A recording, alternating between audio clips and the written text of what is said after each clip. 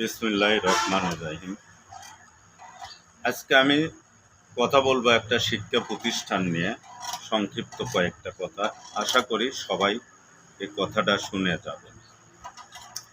তো বিষয় হচ্ছে, একটা শিক্ষা প্রতিষ্ঠানে একটা প্রধান শিক্ষক থাকে। প্রধান শিক্ষক ওই প্রতিষ্ঠানের হেড। তো সেই প্রতিষ্ঠানে যত কার্যক্রম চলে সেগুলি সমস্ত কিছুই দেখভাল করে ওই প্রধান শিক্ষক। কিন্তু ওই যে কথাই আছে, রক্ষক যদি হয় ভক্ষক, তাইলে তো সেখানে সমস্যা হবে। তো বিষয় হচ্ছে, ওই প্রতিষ্ঠানে, ওই শিক্ষা প্রতিষ্ঠানে আমিও এক সময় অভিভাবক কমিটির সদস্য ছিলাম। তো সে সময় দুইটা চতুর্থ শ্রেণীর কর্মচারী নিয়োগ হয়। সেখানে একটা বিশাল দুর্নীতি হয়। কিন্তু সেখানে হয়তো আমাদের কমিটিরও কেউ কেউ ছিল, আমি এতটা জানি না। আমি অনেক প্রতিবাদ করছি, কিন্তু কোনো ফল হয় না। তারপরে আসে ওই প্রধান শিক্ষকের আবার নিজ ছেলেকে ওই প্রতিষ্ঠানে ঠিক একই রকম কায়দায় তাকে চাকরি দেওয়া হয়। যেদিন ভাইবা পরীক্ষা হয়, দিনটা ছিল শুক্রবার। কমিটির কেউ জানতো না, আমি একে একে সবার কাছে ফোন দিয়েছিলাম, কেউ জানে না।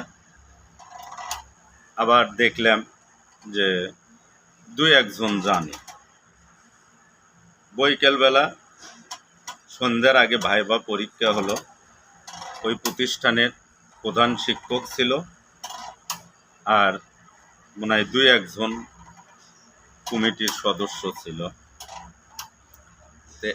এই তো হচ্ছে একটা শিক্ষকের কার্যক্রম।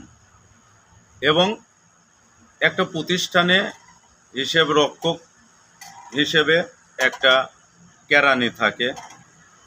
তো সে কেরানির হাতে যেটুকু ক্ষমতা ছিল সেইটাও সে তার আওতায় এক সময় নিয়ে নেয়। যত হিসেব নিকেশ, যত কিছু, সব কিছু তার আওতায়। কেরানির কোনো কাজ ছিল না, এটা অস্বীকার করার কোনো সুযোগ নেই।